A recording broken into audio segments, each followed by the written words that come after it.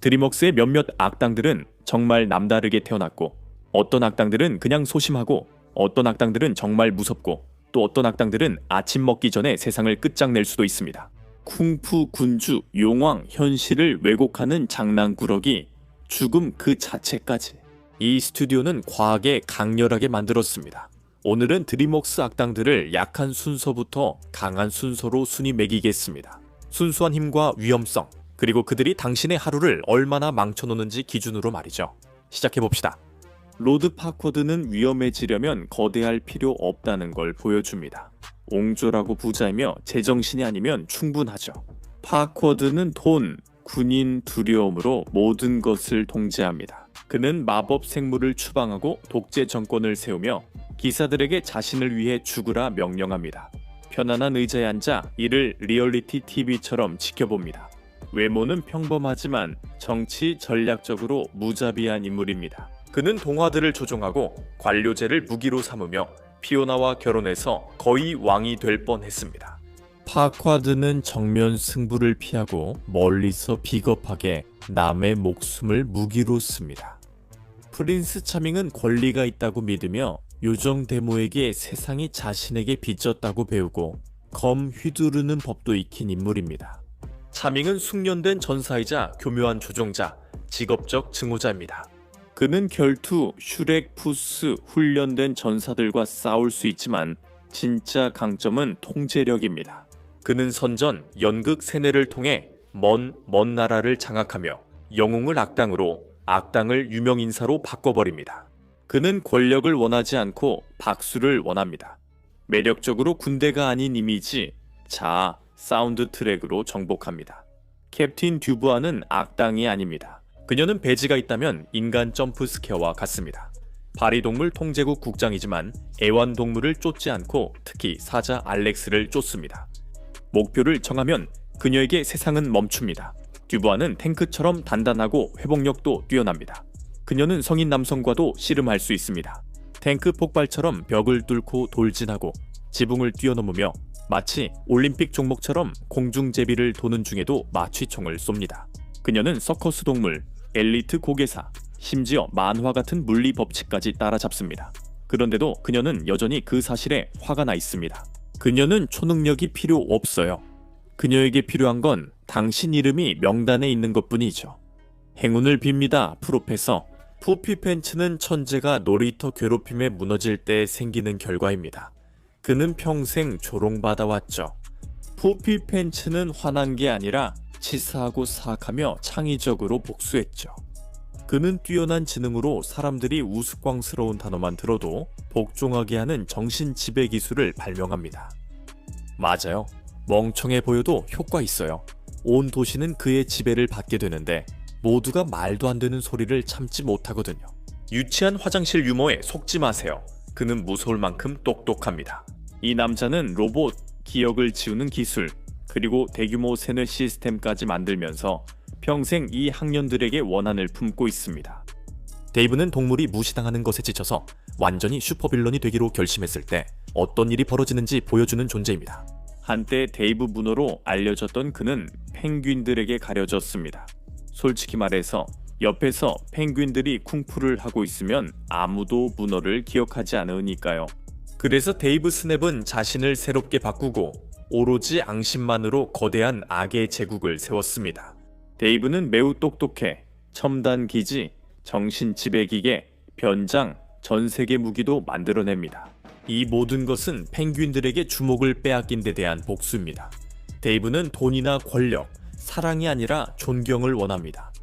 아니면 펭귄들이 다시 존경받지 못하게 하려는 거죠. 치졸하고 정말 위험하죠. 절대 과소평가하지 마세요. 동기가 쟤네가 나보다 더 많은 박수를 받는다는 이유인 악당을요. 그리멜은 나이트 퓨리를 멸종시킬 정도로 뛰어난 드래곤 사냥꾼이에요. 그 사실만으로도 두려워해야 해요. 그는 힘에 의존하지 않고 계획, 독함정, 그리고 인내심에 의존해요.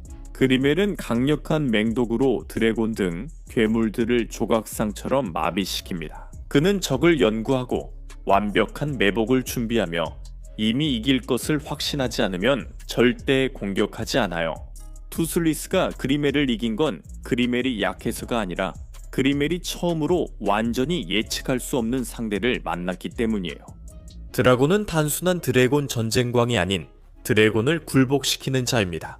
그는 드래곤을 사로잡아 사슬로 묶고 두려움으로 복종하게 하여 제국 전체를 세웠어요. 드라고 자신은 맨손으로 드래곤과 맞붙을 만큼 강하고 드래곤의 불도 아무렇지 않게 견디며 건물에 내던져져도 계속 싸울 수 있을 정도예요. 하지만 그의 진짜 힘은 통제력에 있어요. 드라곤은 자신의 비윌더 비스트와 함께 전체 드래곤 군대를 지휘하며 하늘을 자신의 전장으로 만들어버립니다. 휘파람 하나로 얼음 속의 괴물과 함께 그는 순식간에 하늘을 지배하는 재앙을 일으키는 거죠. 신경로든 왕실 공작 가문의 후계자이자 국남 왕좌의 상속인이며 발명가입니다. 평화의 계곡에서 가장 강력한 무기 중 하나인 대포, 대량 살상 무기입니다. 물론 쉔도 놀라운 전사이기도 하죠. 그는 두 명의 쿵푸 고수와 동시에 맞설 수 있었지만 신경로를 정말로 위험한 존재로 만드는 것은 그의 무기와 군대입니다. 빅잭 호너가 탐욕으로 다리를 얻고 총을 쏘기 시작할 때 벌어지는 일입니다. 그는 마법 능력은 없지만 훔칠 수 있는 모든 마법 유물을 쌓아두고 있습니다. 마법 지팡이, 유니콘 뿔, 불사조의 채, 엑스칼리버 등 뭐든지 말만 하세요. 그는 이 유물들을 마치 치트키처럼 사용해서 현실을 왜곡하는 폭발을 쏘고 몬스터를 소환하고 그냥 재미로 성의 구멍을 뚫어버립니다. 잭은 정정당당하거나 똑똑하게 싸우지 않고 시끄럽고 비열하며 압도적으로 싸웁니다. 잭에게 준비 시간과 마법 아이템 가방만 주면 그는 마스터 시프에게 훈련받은 일인 마법 사격 분대로 변합니다. 타이 룽은 새로운 드래곤 전사가 되기 위해 자라났지만 우그웨이가 그 역할을 거부하자 타이 룽은 조금 미쳐버렸습니다. 역대 최고의 쿵푸 악당 중 한 명이 되었습니다. 그는 어떤 싸움에서도 전력을 다하는데 전혀 주저함이 없는 위압적인 파이터입니다. 그는 표범 스타일의 달인으로 엄청난 상체 힘을 이용해 상대를 압도합니다. 그는 힘뿐 아니라 놀라운 속도와 민첩성을 지녔고 모든 쿵푸 스타일에 능통한 달인입니다. 그는 누구와도 맞설 수 있는 인물입니다. 페어리 감마더는 사람들의 가장 큰 소원을 들어주는 사업을 일군 요정이었지만 사실은 그들을 속이고 사기를 치고 있었습니다. 그리고 페어리 감마더는 그 모든 마법을 가지고 있기 때문에 원하는 마법 주문이든 만들 수 있는 어떤 마법 물약이든 뭐든지 거의 다 할 수 있습니다. 그래서 그녀는 모든 소원을 들어주거나 원하는 건 뭐든지 할 수 있었던 겁니다. 하지만 문제는 그녀도 마법의 영향을 받아 자신의 마법에 쓰러질 수 있다는 점입니다. 갤럭사르는 몬스터 대 에일리언에 나오는 외계 정복자로 오징어처럼 생긴 작은 폭군이지만 은하계만큼이나 큰 야망을 가지고 있습니다. 그는 자신의 행성을 파괴하고 새로운 제국을 세우기 위해 퀀탄륨을 찾아 지구에 왔습니다. 자신의 모습대로 말이죠. 외모는 평범하지만 그의 기술력은 대단합니다. 갤럭사는 거대한 전함을 지휘하고 고출력 에너지 무기를 발사하며 자원을 정찰하고 공격하고 훔치는 로봇 탐사기 떼를 조종합니다. 그는 퀀탄륨을 이용해 자신을 복제할 수도 있어서 한 명의 악당이 군대가 될 수 있습니다. 그는 가장 강한 전사는 아니지만 그의 기술력과 군대 그리고 자만심으로 인해 완전한 사이언스 픽션 악당입니다.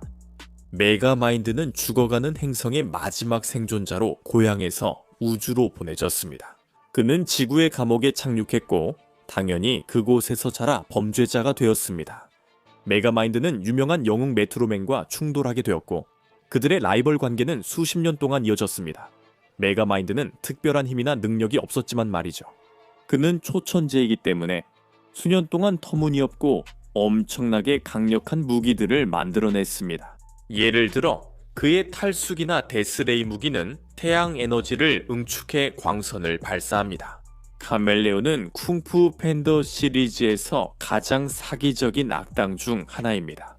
그녀는 마법 같은 반칙으로 다른 전사들의 쿵푸를 훔치고 그들로 변신해 전투 스타일, 기술, 신체 능력까지 복사할 수 있는 마녀입니다. 즉, 그녀는 단순히 당신과 싸우는 것이 아니라 타이룽, 쉔경, 카이 장군 등 그녀가 능력을 훔친 모든 인물로서 당신과 싸우는 것입니다. 그녀는 변신할 수 있고 마법 에너지를 발사하며 무기를 소환하고 포털을 열고 전투 중에도 자유자재로 형태를 바꿀 수 있습니다. 마치 옷을 갈아입듯이 말이죠. 쿵푸의 달인이 되려면 평생이 걸리지만 카멜레온은 전설들의 능력을 훔쳐 쉽게 그 과정을 건너뜁니다. 당신은 그녀가 이긴 모든 악당과 사람, 그리고 한 명의 악당과 싸우는 셈입니다. 그녀는 포가 지금까지 마주한 적 중에서 가장 위험한 위협 중 하나가 됩니다. 수세기 동안 인간과 드래곤 사이의 갈등을 몰래 조장해온 레드데스는 자신의 위압적인 존재감을 이용해 다른 드래곤들에게 인근 마을을 습격하라고 명령했고, 그렇게 자신의 소굴로 끊임없이 먹이를 가져오게 했습니다. 화산 깊은 곳에서 타이탄 윙은 지배자로 군림했습니다. 이후 투슬리스가 스토이크, 고버, 버크 바이킹들과 드래곤 아일랜드 해안으로 향했습니다. 레드데스는 권력에 너무 취해 있었기 때문에 이때쯤에는 자신의 산속 보금자리를 부수고 나와서 침입자들과 싸워야 했습니다.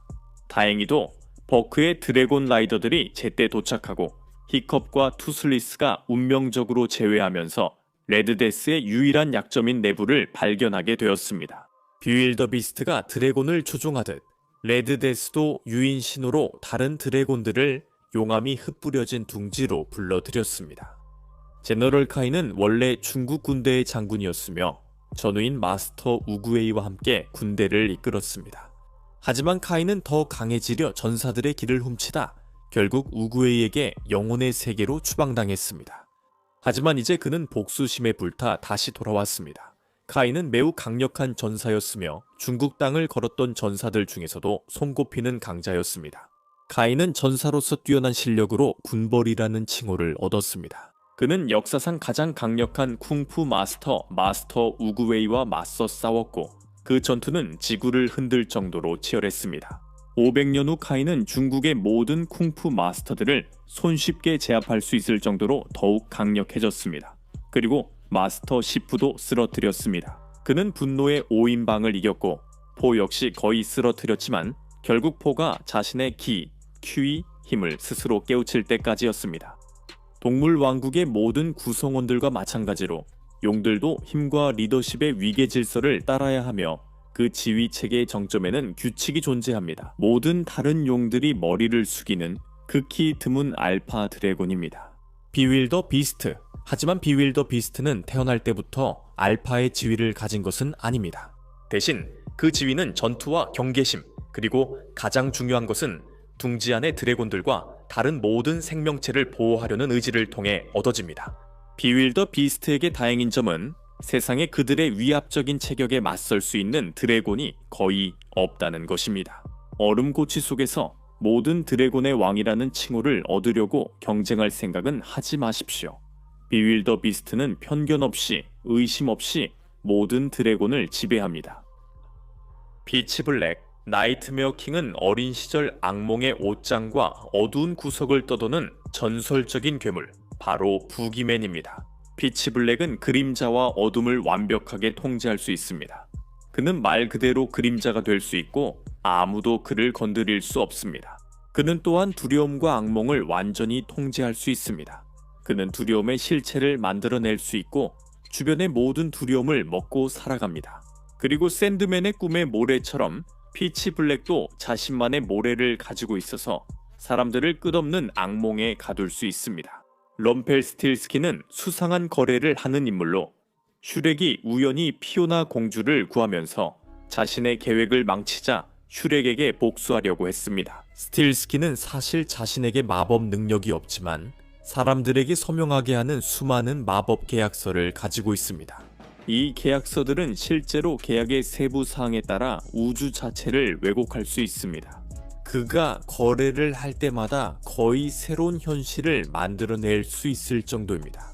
그가 슈렉을 속여서 태어난 날을 빼앗는 계약서에 서명하게 했을 때처럼 그 덕분에 럼플은 실제로 먼 왕국의 왕좌에 오를 수 있었습니다.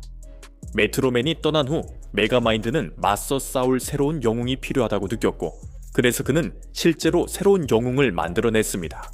카일 스튜어트는 록산 리치의 얼간이 카메라맨이었지만 변신했습니다. 메가마인드가 그에게 메트로맨의 DNA를 주입하자 그는 메트로맨의 모든 힘과 능력을 갖게 되었습니다. 하지만 타이탄은 사실 파괴적이고 사악한 슈퍼빌런으로 변했고 결국 메가마인드는 진짜 영웅이 될 수밖에 없었습니다.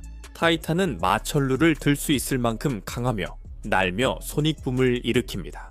그는 너무 강해 어떤 공격도 영향을 주지 못합니다.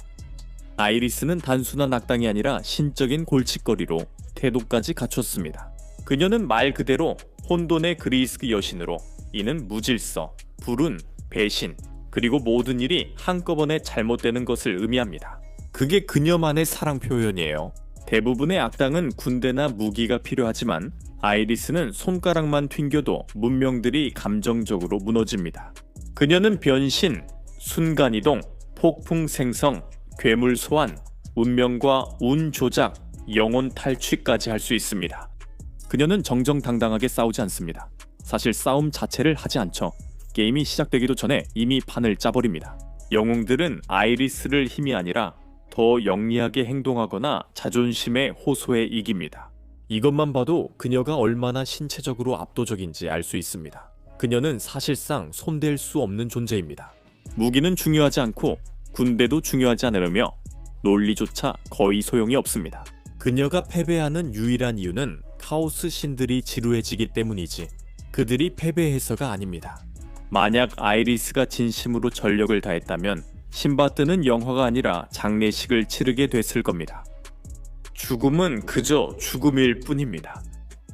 그는 푸스가 처음 8번의 생명을 허비하며 자신을 조롱했다는 이유로 푸스인 부츠를 사냥해서 9번째 마지막 생명을 빼앗기로 결심했습니다.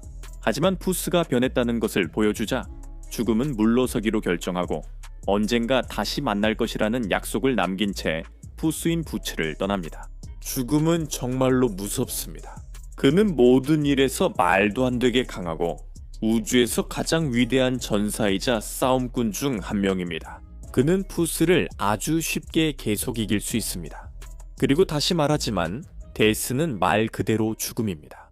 여기서는 논쟁이 필요 없습니다.